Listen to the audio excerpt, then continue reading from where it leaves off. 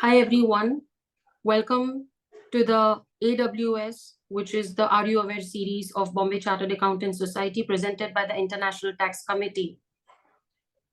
Today we have CA Sushil Lakhani, who will be explaining us the fundamentals and the principles of taxation which goes on a foreign company. A company which is incorporated outside India is called a foreign company. Income tax calls it as a company incorporated outside India, so does the Companies Act in India. However, it also says that due to some laws, if the company falls to be having its presence in India, it can still become a foreign company as per the Companies Act definition. We are right now focusing only on the income tax perspective. So in this brief video, I welcome CA Sushil Lakhani to have a tremendous question and answer session to have us explain what could be the problems and what could be the easefulness of conducting the foreign companies business in India and with India. Welcome, Sushil Bhai. We are very happy to have you here. Hi, Divya. Thanks for having me here. I think it's a pleasure to share my views or thoughts. Yes, thank you, Sushil Bhai. I start with the first question. Yeah, According to you, when does a poem trigger for a foreign company in India? What are the nuances on that? yeah. Since this is an Are You Aware series, let us, I think, first give the full form of poem as to what exactly poem is. Poem stands for Place of Effective Management. Now, the definition of residence of a company under the Income Tax Act was amended somewhere in 2015-16 to provide that a company would be a resident of India if it is incorporated in India or its place of effective management is in India. That is, its poem is in India. Before that, the test was where the central management and control is wholly situated in India. Now, why was this change brought in?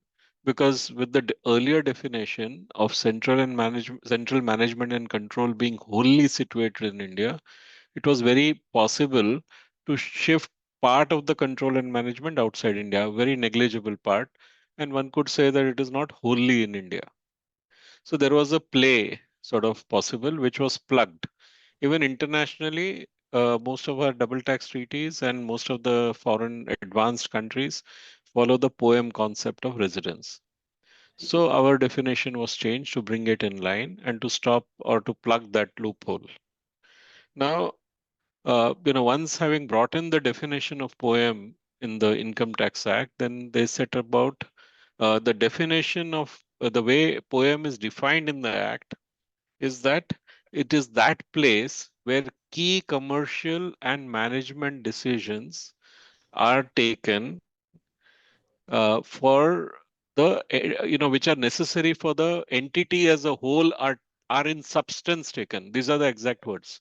Right, So the key words are firstly key. What is key commercial and management decisions? That means basically the strategic decisions, not the routine day-to-day decisions. So wherever the strategic decisions of management and commercial decisions are made and which are necessary for the entity as a whole. So this it cannot be decisions relating to a particular division or unit of that entity. It should be something so fundamental as it applies to the entity as a whole. The strategic decision taken for the entity as a whole. And where are these in substance made? Again, a very important terminology because substance vis-a-vis form. So it's not only the form, like if you have board of directors meeting held outside India, there's the form. But right. in fact or in effect, effectively, are they taken in India or is the board simply a rubber stamp board who just routinely approves resolutions which are already told to them? So that is where the word substance comes in. So this is the concept brought in. Thereafter, a detailed circular got introduced to explain in for where poem, how the guidance basically to determine poem. They also brought in a circular to say that where the foreign company's turnover is less than 50 crores in a financial year, then this definition of poem will not apply. So the Sure. concept of poem will not apply. So the idea was to exclude smaller foreign companies from these rigors. Now the circular, basically is divided the businesses conducted by the foreign company into two types. One is the active business outside India. So if a foreign company is in active business outside India, then the tests laid down are different. If the foreign company is in a passive business outside India, then the tests are much more rigorous. So now, what is an active business and what is a passive business? So to first understand active, let's understand what is passive. So passive is where the passive income is trading income within the group. Like if you buy and sell within associated enterprises, that is also classified as a passive income. Again, interest, dividend, royalty, those are all passive incomes. Rent is a passive income. So if your passive income is more than 50%, right? Then that is a passive business outside India. If if less than 50% of your total assets are located in India, right? Then Yes. and the total number of employees situated in India are less than 50%. Payroll expenses incurred in India are less than 50%. So they classified, they brought in certain objective tests to find out whether the foreign company is engaged in a passive or an active business first. Then, having classified them as active or passive, then they said for a passive business outside India, the tests will be more rigorous. For active business, it would be where your board meetings are generally held. So if you are in an active business outside India, then if your board meetings are generally held outside India, you would be considered as non-resident of India. Unless your board is a rubber stamp board, your board is simply just routinely sort of approving resolutions, and the real decision making is situated in India. So that was for active. For passive business, they have given a huge guideline. They said you have to follow a two-stage process. First stage would be to identify the people who make the key management and commercial decisions, and second, to determine the location where these people are making the decisions. So Okay. effectively, it's not where the board is getting in case of passive businesses, it will go much beyond that. And then that circular goes on to explain various situations to understand how to determine for passive businesses a poem. I'd like to just ask one more question here. There are two folds. One is when you're explaining the active business and the options of the turnover and the number of employees, are the all conditions cumulative or do we need to see Cumulative. They're separately? all cumulative. They're Okay. all cumulative, and you will have to satisfy all of those conditions, and they are quite objective. So Yes. the conditions for at least determining active and passive are very objective. The And somebody who's definitions not also are into the active. day-to-day practice of foreign companies taxation, can the person look into this circular and find out what kind of Yes. examples could he trigger and find out how can a foreign Examples company? may not be, but at least objectively he would know. And Yes. then, of course, there could be various real life situations which keep coming up despite this circular. Yes. But but I think it gives you a good enough idea as to where the poem is. If you wish and if you have the time, I can Yes. possibly try and list out some safeguards to avoid a poem in India. Sure, there is no problem about that. We'll Right? be happy to Yeah. hear. Yeah. Yes. Okay. So some Yes. safeguards just to Yes. sort of now it's better to have an independent board of directors and to maintain robust minutes in an elaborate manner, and all deliberations of the board should be documented. So what I mean is that the board should be people who have the relevant experience and the education. It should not be, many times we have Indian companies setting up subsidiary in Singapore or Mauritius, where the board are basically the company secretaries of those regions who just lend some name to be on the board. Now Right. that may not be the right approach. You need to have on the board of directors people who have the experience in the business and who have the educational background and who are capable of making independent decisions, and who can understand what is being discussed. Right. right? As far as possible, don't hold any board meetings in India of that foreign company.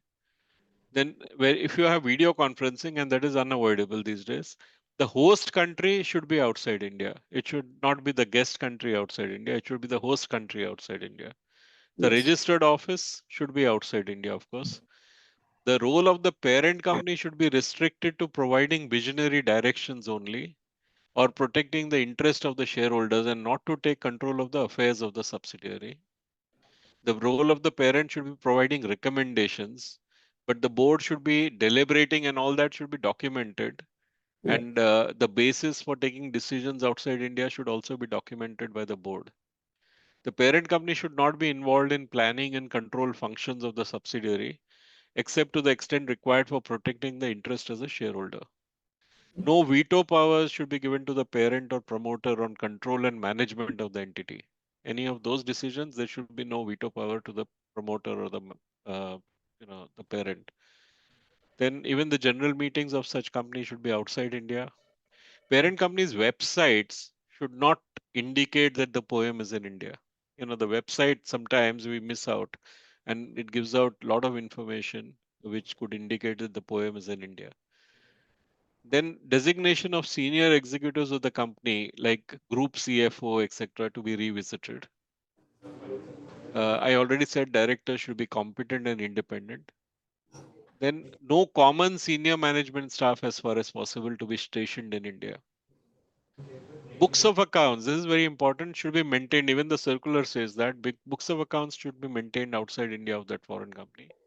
And Yes. MIS reports should go only to the board only and not to the parent. So these are some of those things which we can take.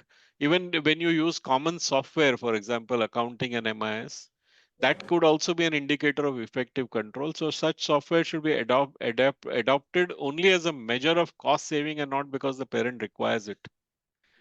And there should be independent vision statement and mission statements of the subsidiary and the parent. These are some of the things which are there. It's not all, but some of the safeguards that you could possibly adopt. I'd like to ask another question inside this is that most sometimes there are wholly owned subsidiaries of the foreign parent.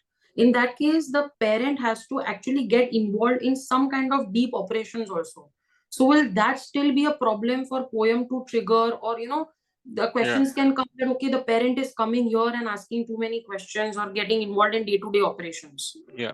No, first let me correct, Divya. You said wholly owned subsidiary of a foreign parent. Now Yeah. and we are talking of a wholly owned subsidiary outside India of a foreign parent. Yes. There, the risk of poem is much lower because the parent is outside India, the subsidiary is outside India, so generally it would be a non-resident.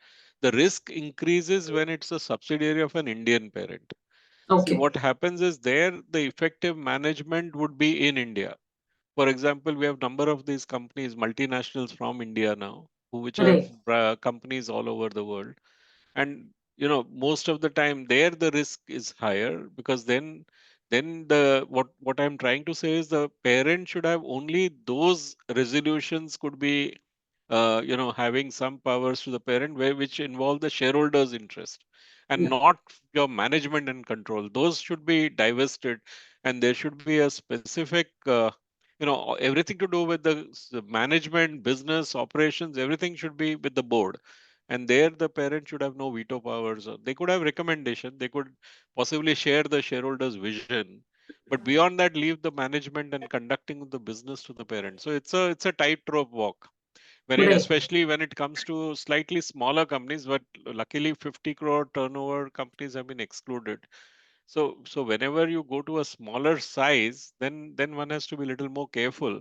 But they should have proper staff there. They should have a proper board there, which is highly educated, should be independent, all that. And then poem, and that is the reason why this 50 crore limit was there. So they've sort of excluded smaller companies.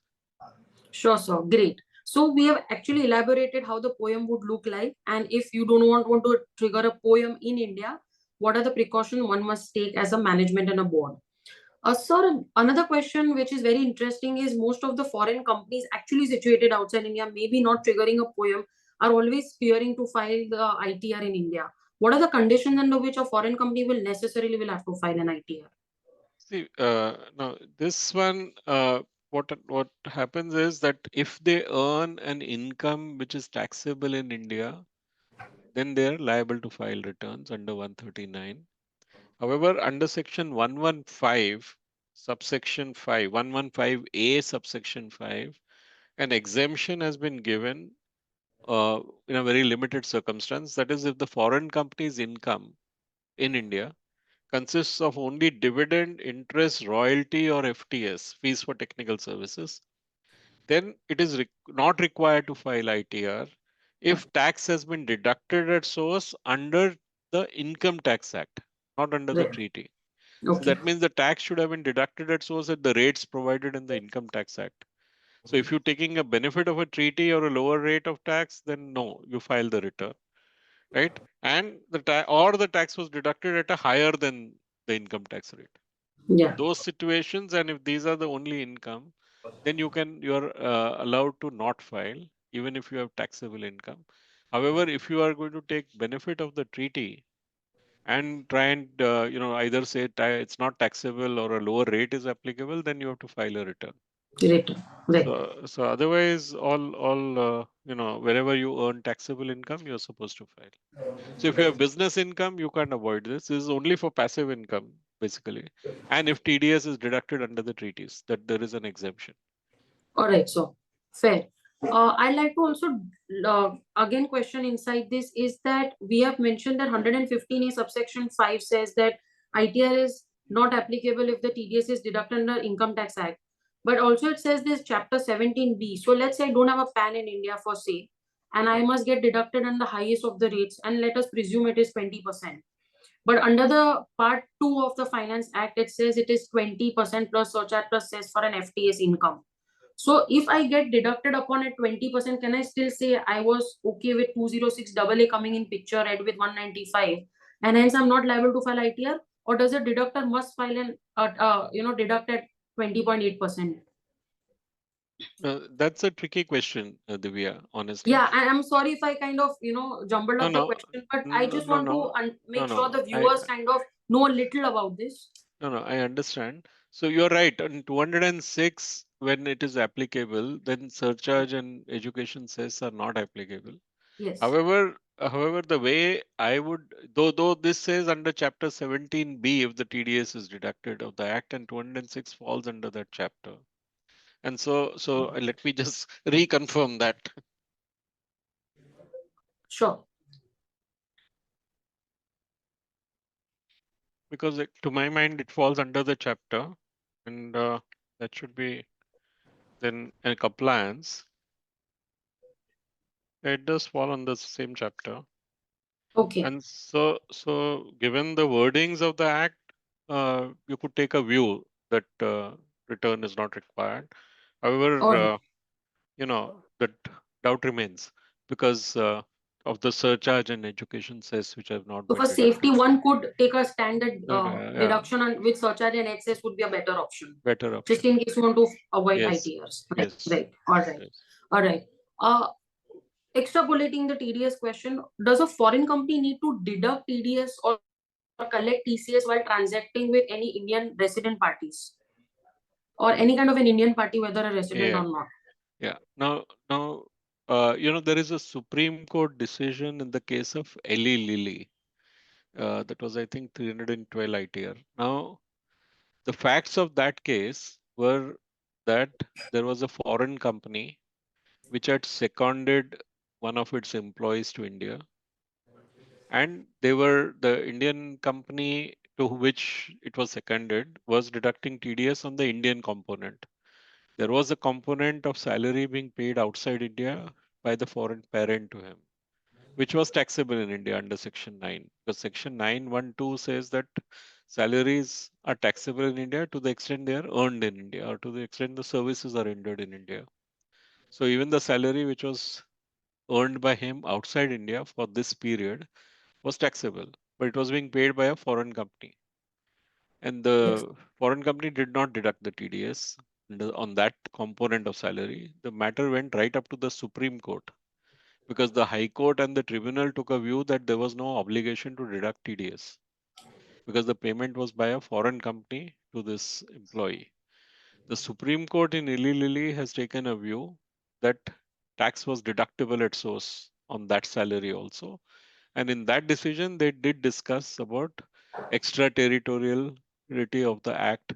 Wherever there is an income which is taxable in India, then the person making the payment is liable to deduct TDS. Now that is illegally.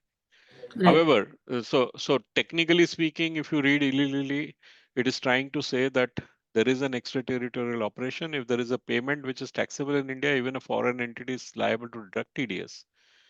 That is one part of the story. But when you come to the practical aspect of it, honestly speaking, nobody is deducting TDS except in case of salaries.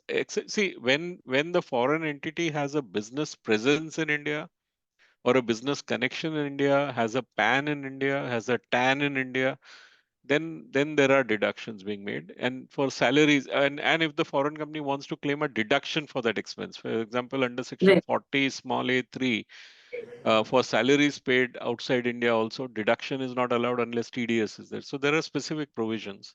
Ji. So wherever there is a disallowance possibility, wherever there is a business presence in India and connection in India, TDS is being deducted.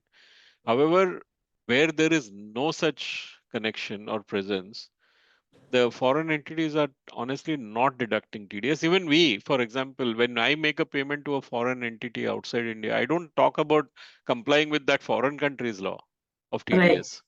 I never even think about it. I don't even know whether that law says it or not doesn't say it. The same logic applies. They don't. While the law provides, our Supreme Court has provided, but it is not really being followed in practice, except as I said, where there is a nexus to India or where there is a business presence or a business connection to India. So even CBDT, for example, issued a circular 726, which where the question was that for payments by foreign law firms to lawyers in India, Mm. they said that we are facing practical difficulties on deduction and paying tax to the government because we don't have a PAN, TAN. Then. You require a TAN and a PAN before you even think Yeah. of deducting tax. Now they don't have that, and so they went to CBDT, and CBDT said that because of that we understand these practical difficulties, so you may not deduct on such payments. And then they added a paragraph. They said, however, quarterly you file a statement with the foreign tax division as to what payments you have made. Now, this is the circular 726 Correct. on record, and that was specific to those people. But I think in practice, they all, even if you look at the structure of the act nowhere tries to, the rules for foreign exchange conversion, for example. When I'm making a payment to a non-resident, there is a rule as to how do I convert to foreign exchange. But when a non-resident is paying outside India, there is no such rule for paying to a resident. So the act also in practice doesn't really conceive something like this. Though again, Supreme Court in Lilly has said that yes, there is a liability. So I hope that answers your query. Yes, sir. So in practice, it's not being done except in certain circumstances where specifically the act provides for it. See, Yeah. there are certain sections where the act says that even a non-resident making a payment to another non-resident, which is having a nexus to India or taxable in India, there is a liability. That's Yes. what the act provides. So there is a requirement. However, where the act doesn't say so, and in practice, as I said, payments to residents where the foreign company is not going to claim deduction under 40A3 or 40A1 doesn't suffer a disallowance, they don't really deduct. And there are, at least I have not come across any action being taken against them. Sure, sir. Understood. So that's very well explained. Thank you for that. It's quite elaborate. In case of foreign company wants to remit the funds from Indian bank account, let's say it has triggered POEM and it has all the setup in India, Mm. and it is paying another resident under POEM condition, will it require remittance certificate from a CA under 195 and Rule 37? Yeah. Now, so your question, see, let's say there is a foreign company which has become a resident of India because of POEM rules, Yes. right? Now, and they are making a payment to another non-resident, Yes. right? Now, the payment could be from an Indian bank account or could be from a foreign bank account also, Yes, that can be possible. right? Yeah, possibility. So let's examine both. Now, 195 section clearly says that it applies to foreign companies also for payments to foreign companies. And that apart, that is for the receiver, let's say. But uh, here the payer is a foreign company, and 195 and all our other section 195 applies to payment by any person to any other person, which is taxable in India. So long as the payment being made is taxable in India, they would be liable to deduct tax in India, right? Now the question is whether they are to comply with this certification of 15 CA CB of the income tax. So if they are making a payment from an Indian bank account, there is Right, clearly a requirement because the Indian bank account would not allow a remittance without that. right. Now, when they are making a payment from a foreign bank account outside India, the foreign bank is really not concerned where they would not ask for a 15 CACB of our India. However, in my view, even in those payments, it's better to file the form because the form is an information to be provided as per 195(6). And so I would rather file that form with the income tax so that I have provided the necessary information. Though the bank may not require it, in my view, it is a requirement from the Income Tax Act. So I have to upload 15 CB and a 15 CA or only 15 CA in that case? No, I would upload a 15 CB and a CA and Right. you give all my reasoning there. All right. So yeah, so it's more of a compliance, even Yeah, though TDS may not be attracted in that right, case. And the right. payment is outside India from a foreign bank account to another foreign bank account of another non-resident. Yeah. All right, perfect. So this brings us to our last question for the AWS series on foreign company.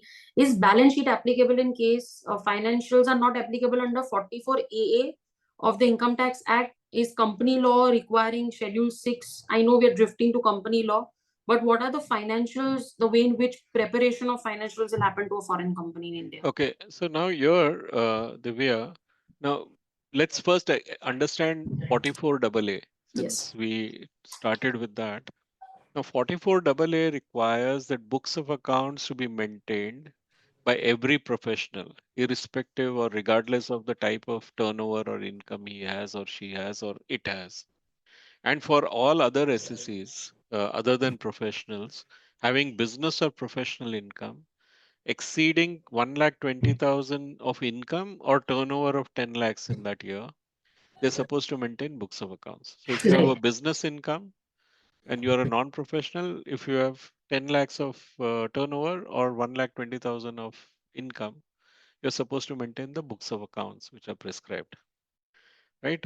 And it also says that where there are certain other circumstances where books are required, that is where your presumptive sections are applicable, and you are trying to say that my income is lower than that presumptive income. So in those situations, because presumptive income goes on the basis that you don't want to maintain books and you are Yes. ready to pay.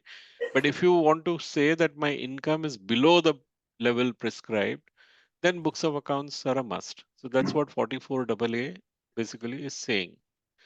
That in those circumstances, books of accounts are mandatory under income tax. Again, under 115H, JH of the Act, where POEM is triggered, then that foreign company has been mandated to file its book balance sheet and P&L under the Income Tax Act, right? Right. So So these are the situations where a foreign company is mandatorily required to file or prepare its books and file its balance sheet, etc. Now you go to Companies Law. Now, Companies Act basically says that every foreign company establishing any place of business in India is required to register that place of business with the registrar of companies. And then Section 381 says that such foreign companies would also be required to file balance sheets, etc., with the ROC. yes. Now, so every foreign company which has a place of business in India will be required to file its balance sheet under the company law with the ROC. So that is there is a rule 4 which goes on to describe how these of company rules which Yes. prescribes, and I find there is a dichotomy because under the Companies Act it's calendar year, while under the Rule 4 it talks about financial year, but that's where it is. So this is what the requirements of company law is. So if you have and now the another question which arises is whether a liaison office or a rep office, is Yes. it a place of business? Because under FEMA, these are not places of business, so to say. Even and for PE, we take a view that these are not places of business. Business. But the company law form for registration specifically mentions liaison office also. Right. So even if you set up a liaison or a rep office, you're supposed to register and then prepare its balance sheet and file it. Yes, sir. That's my reply to that. All right. Thank you so much, sir, for your wonderful time. And it was so Thank you. insightful. I think Thank you, this was one Divya. of the sweetest series we have. Thank you, viewers, for watching us. You will have much more coming this year in 2025 from Are You Aware series. We thank Mr. Sushil Lakhani for spending his time for BCS and this series. Keep watching us on YouTube and social media. All the best and good luck to everyone. And do understand more on foreign company by listening to this video. Thank you. Thank you, Divya. Thank you so much.